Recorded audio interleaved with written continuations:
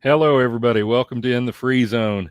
Guys, we have a guest, hopefully for later tonight, but I want to come on first and talk to you give you a few updates about some things going on around the state and some things going on in Oklahoma as well. So we're going to talk about a few things like that before our guest gets here. Couple of things before we get started. Of course, In the Free Zone with Norm is a Back Home Media production. Back Home Media has a full stable of podcasts and live streams. Go to their page and check it out. Check out the other services that they offer as well. And they're looking to expand as far as their offerings of podcasts and live streams. And so if you think you might be interested in doing something like this and you have a niche that you can fill, this is a great group of people to be with. Of course, in Kansas right now, especially at the 5 and 6A level, everything is kind of driven by the Kansas City area and the Wichita area. Okay. And so right now, that's kind of what we're going to talk about a little bit, is what's going on in the Kansas City area and the Wichita area. The Kansas City, Kansas public schools before last week's show had already shut down the fall sports season. Wyandotte County had said that no sporting events can be held within the county. One thing that I did notice is that Piper, Kansas City Piper, which is within Wyandotte County, Kansas City Piper's school board voted to allow them to play all of their games on the road so that they can still play. And other news from the Kansas City area has focused on the Johnson County area as well. Okay, Johnson County had adopted some pretty rigorous gating standards, I think more rigorous even than the KSDEs. And several of the schools in that area were concerned about those. Some of them rescinded the Johnson County gating criteria and adopted the KSDE's gating criteria, but still under the KSDE's gating criteria, they were going to be in either the red or yellow condition, red or orange condition, which wasn't going to allow athletics. And so some of those districts have, at least for now, delayed the start of their season. And those districts specifically would be the Shawnee Mission districts and the Blue Valley districts. And we're talking about a pretty significant number of 5 and 6A high schools in those two districts. Okay. The defending 5A champion, Mill Valley, I think created some controversy within their district by opening their schools in condition yellow. And if you run down their chart, condition yellow says for activities, no high-risk activities. Well, football is generally considered to be a high-risk activity, a high-contact activity, yet they're still planning on playing football. And I think that's created a little bit of controversy there around Mill Valley. At the same time, they're the defending state champions. It's not a surprise to me that they're doing everything they can to make sure that they play. As far as Bishop Miege, St. James Academy, St. Thomas Aquinas, they had already pushed back the start of their season until after Labor Day. So they will not be playing in week 1. They still may well be playing in week 2. No definitive decision, as far as I know, has been made on that. But they are certainly not playing in week 1. And guys, we're right up against week 1, okay? A week from Friday is week 1 in the state of Kansas. This Friday, they're playing in Oklahoma and Texas. Not everybody's in action in Oklahoma and Texas. I believe it's called week 0 for both Oklahoma and Texas. I might be wrong on that, but I'm pretty sure that's what it's called in both Oklahoma and Texas is a week 0 game. I noticed that Texhoma and Groover are playing Friday night, and I'm sure there's a pretty full slate of games in both the Texas and Oklahoma panhandles. While we're on the subject of that, guys, starting this Saturday, we're going to start doing a Saturday breakdown show. And what that show will be is it'll be a relatively short show, probably in the neighborhood of 30 minutes, where we will take a look at scores from the previous night. Of course, this Saturday, we won't have those.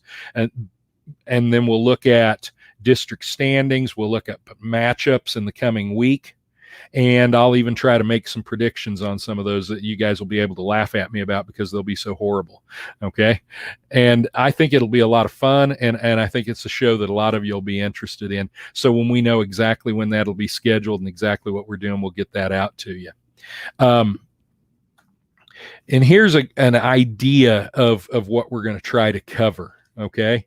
We will try to cover for now, and we will expand this eventually. Okay. But leagues, we will try to cover the High Plains League, the GWAC, the WAC, probably the SPA Iroquois League. And if there are some other, I might honestly be forgetting a league, especially a smaller school league that's in close to the area.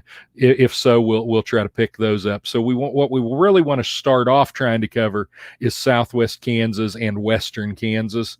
And then we will, from there, expand out if there are viewers that are interested in us expanding out. We also want to take a look at the Oklahoma Panhandle. Now, generally there, we're going to be looking at it by district. Okay, rather than by leagues. But we'll look at the district that Guyman's involved in. We'll look at the district that Texhoma and Hooker are involved in. Those are the only 3 11-man schools in the Oklahoma Panhandle. We'll take a look at the 8-man schools in the Oklahoma Panhandle too. I believe they're all in the same district as well. So that would be, Tyrone, Turpin, Boise City, Balco, and some of these schools are consolidated with each other. Beaver plays 8-man on their own now. Some of those schools are consolidated with each other, so I'll familiarize myself a little bit more with those schools, and we'll have some of that for you Saturday. But I do want to, encourage you to check that out because I think it's a show that'll be a lot of fun for you if you're interested in high school football in the area. Districts that we'll take a look at then. That will be 8-man 2, District 7. 8-man 1, District 7, 1A District 4, 2A District 7, 3A District 6 and 8, 4A West, 5A West, and 6A West. And that'll cover all those schools that I just talked to you about in Kansas at least. Okay, another development this week. I had told you that there was a problem with Liberal and Guyman's week 1 matchup, the problem being Kansas's travel restrictions. Okay, a lot of Kansas schools have had to drop out-of-state games, especially in week 1. Derby had to drop their game against Newcastle. Goodland was open in week 1 and in week 3 because they had Colorado schools scheduled. Liberal has had to was having a problem with their week 1 game with Guyman. And that is because Kansas has a travel restriction that says if you travel out of state to a gathering of 500 or more people, then you have to quarantine for 14 days when you come home. Well, obviously it's not worth playing one game to lose the next 2. So that puts those schools in a bind as far as, having to reschedule. So what happened with Liberal was we rescheduled with Goodland. So Liberal will play Goodland at Goodland in week 1. Okay. The Wichita schools not playing has allowed some other people to reschedule too. Ulysses had some open dates on their schedule, which they've now been able to fill with Dodge City and Garden City. So right now, Liberal is open in week 4 and week 8, and the search for matchups there, I think, is ongoing. But Liberal's schedule basically will be at Goodland, home against Dodge City, at Hayes. Then we're open in week 4. Okay. Weeks 5, 6, and 7, we've got Garden City, Great Bend, and Cape and Mount Carmel. I believe in that order. We're home against Garden City, at Great Bend, and at Cape and Mount Carmel.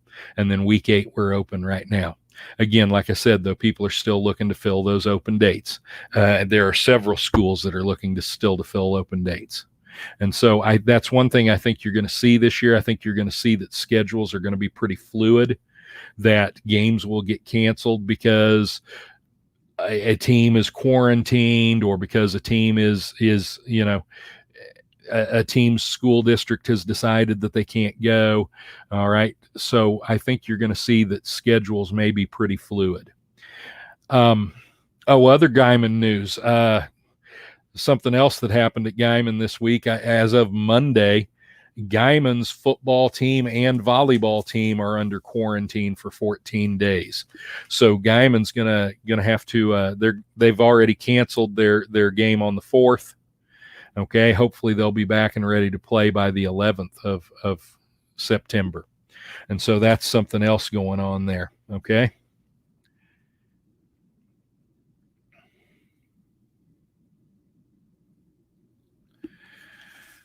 All right, sorry guys, I'm kind of checking some of my messages and checking some of my notes here. Other schools that there's some news on: Jackson Heights has had a positive test, and they'll be quarantined for games 1 and 2. Okay, this is just kind of randomly from around the state.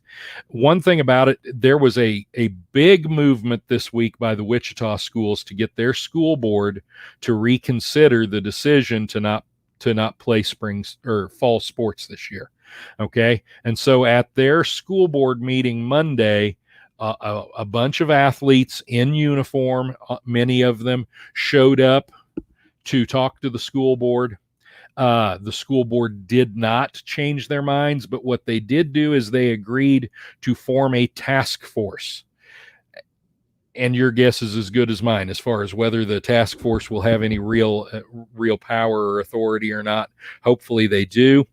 They've appointed a task force to review their decision. That task force is supposed to have a decision by Friday, and supposedly then there may be action on the task force recommendations Monday at their school board meeting. Okay.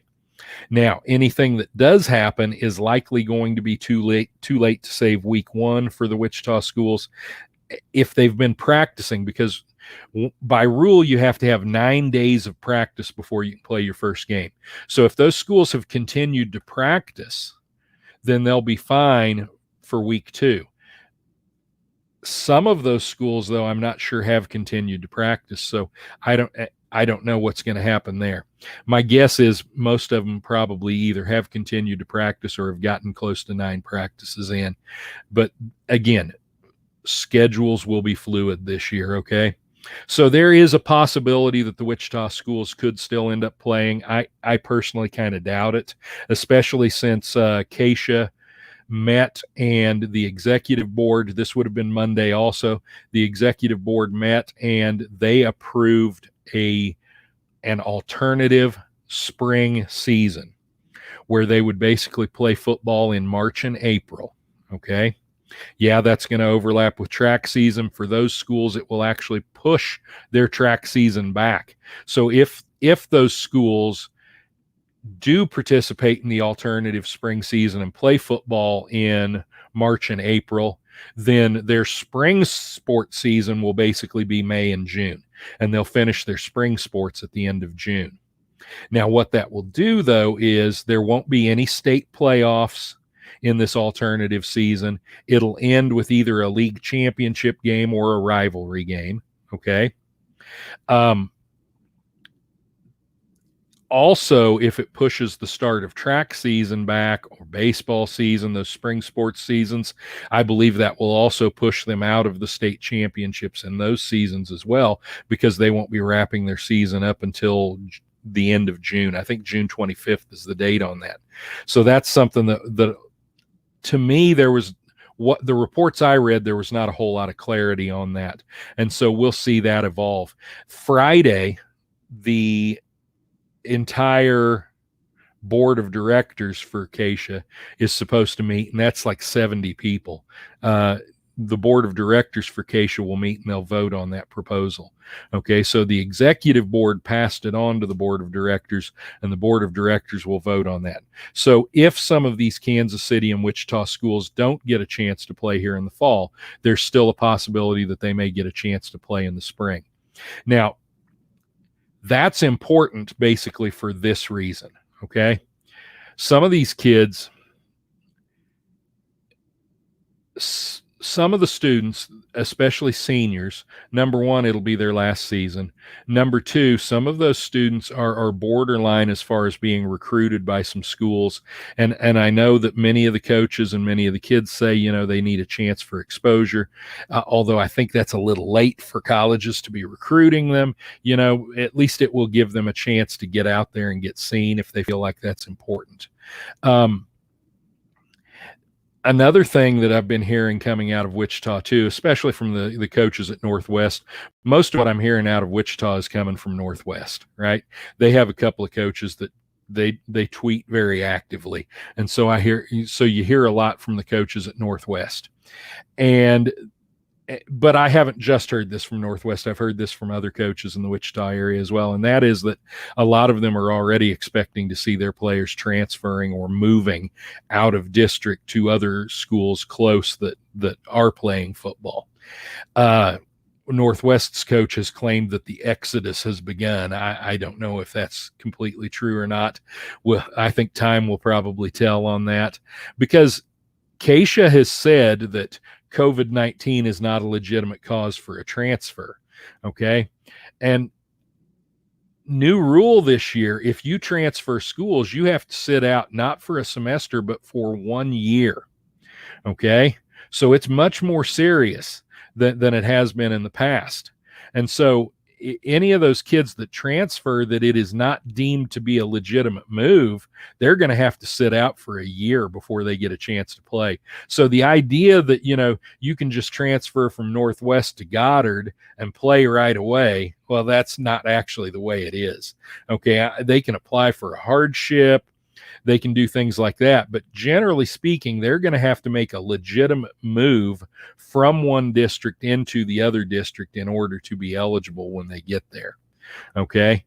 And so that's something that people tweet things and they don't always give it a ton of thought, and I have no idea whether this coach is tweeting with actual knowledge or if he's just tweeting for the sake of tweeting, because I find it hard to believe that many kids are actually going to pull up stakes and make a legitimate move. And if they don't make a legitimate move, from what Keisha has said, I find it pretty hard to believe that they're going to be eligible if they transfer to another school. This is not college. There is no transfer portal in high school football or any high school sport. Okay. If you move, if you transfer from one school to another, it cannot be for athletic reasons. You've got to make a legitimate move. And if you don't make a legitimate move, you're going to have to sit out a year before you participate. Okay. So keep that in mind. A lot of the talk of students taking off, I think, is probably just talk.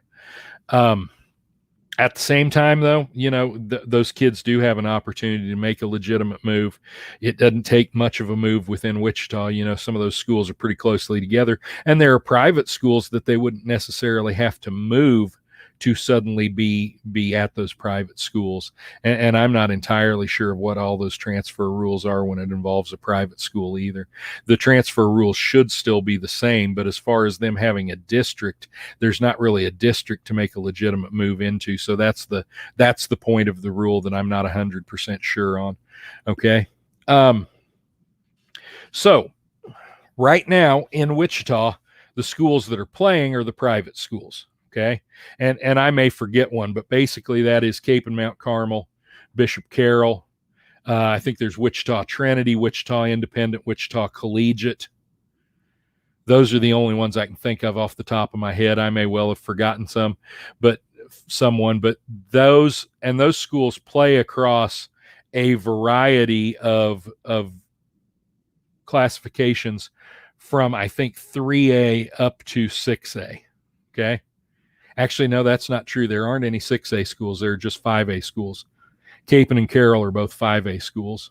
So they play in a variety of classifications from 3A through 5A, 3, 4, and 5A. I do not believe there is a 2A school in Wichita. I think Independent and Trinity are both 3A schools. And Collegiate, I think, is also a 3A school right now, although they've been 4A at times. It's nice to see Trace Haskell's listening. I see that. That's great. Seth Lujan's recommending covering the Texas Panhandle. Seth, you're right. I'd love to cover the Texas Panhandle. Right now, I'm trying to get my feet under me, starting with just the Southwest Kansas and Oklahoma Panhandle, and hopefully we can get to the point where we can take a look at the Texas Panhandle as well. Hopefully, within a week or two, maybe I'll feel like I'm not, my head isn't completely swimming. Tracy Oots, it's good to see he's listening too. Last week Tracy had sent something in pointing out a mistake that I made as far as the playoff format back in the 70s. Well, he's old enough to remember that, I'm sure. And I had to tell the back home media guys that he's not just some random crazy guy, sending stuff in telling me that I'm wrong. You can actually listen to him and put his stuff up. So that was a good discussion there. So Keisha will have a board of directors meeting Friday, and they're going to take a look then at the alternative spring season. I know that most coaches that I have talked to, and of course these are coaches that are still playing football, so you got to keep that in mind, are not greatly in favor of the alternative spring season because of the effect it's going to have on spring sports, the overlap it'll have on spring sports, and the way it could potentially affect even championships in spring sports, because it certainly could have an effect there. And so I think that's a development that we're going to have to keep an eye on. John Gilmore, good to see you, John.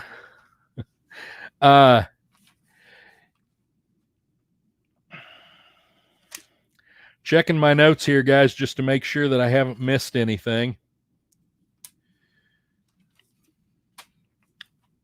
Okay, one other thing I want to talk to you a little bit about while we're on the subject of the show that we're going to start doing on Saturdays.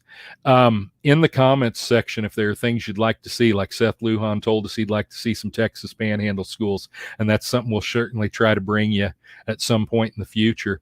If there are things you'd like to see on that show, let us know that down in the comments, okay? Right now the plan is to each week we'll go through scores. We'll talk about the games that were played the previous night.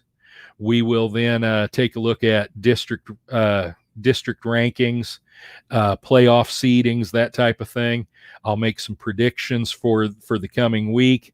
We'll talk about some kids that had big stats, take a look at that, and talk about that kind of thing, okay? So that's our idea now for our Saturday breakdown show. If you guys have other things you'd like to see, go ahead and include those in the comments, and we'll see what we can do about that. All right, so game one, okay? Game one will be Friday. For us, for Liberal, we're going to Goodland, okay? Now that's just as far as going to any of the Wichita schools. It's about a 3.5 hour drive up there in a bus, probably. I've never been from Liberal to Goodland before. I've been to Goodland, but not from Liberal. So it's going to be the type of travel that we're used to. Obviously, it's not going to be as nice as driving 40 miles down the road to Guyman, but we feel, to be honest with you, pretty fortunate to have been able to fill that hole in our schedule. And Goodland is a team that, it ought to be a decent matchup. I have not had a chance to watch Goodland on film yet. I'll watch a lot of film on Goodland this weekend. One thing that all of you that are coaches understand this. Those of you that aren't coaches, many of you probably do understand, but some of you may not. The first 2 weeks of the season, the first 2 weeks of practice, are the longest weeks of the year for a football coach, and for probably a coach of any fall sport. Okay, so not only are you trying to get everything going at school, and this year is a little crazy at school because of all the COVID-19 stuff. Okay, so tons of preparation, tons of new things to do. And then in addition, you're usually having practices at like 6 o'clock in the morning and then after school. So a typical day for me right now is I'm up at 4 o'clock in the morning. I'm over to Liberal by 6. I get home about 7:30 or so, get home about in time to kind of, eat and get a shower and go to bed and get ready for the next day. Okay. So when I tell you some of this stuff and I say I'm not entirely sure of this and that, part of it is time. I've not always had time to check all that stuff out, but I am trying to stay on top of it, and I will try to bring you guys as much information as I can. So our week 1 matchup with Goodland, I think will be a good matchup. We'll be playing at Goodland. I don't know for sure. I can't tell you any of the particulars about Goodland, like I said, because I haven't had a chance to watch much film of them yet. I do think that they play a 33 stack on defense, and so that'll be an interesting matchup. Our offense against a 33 stack defense. I'm not real sure what their offense is. I believe they had a new coach last year, and I couldn't even tell you their coach's name for sure. But I will try to have Saturday. I will have more information for you about Goodland. So, other week 1 matchups in the area, like I said, Texhoma and Groover play this Friday. That's a week 0 matchup. Any of you that are interested in high school football, that ought to be a pretty good game. Those are 2 historically pretty good programs.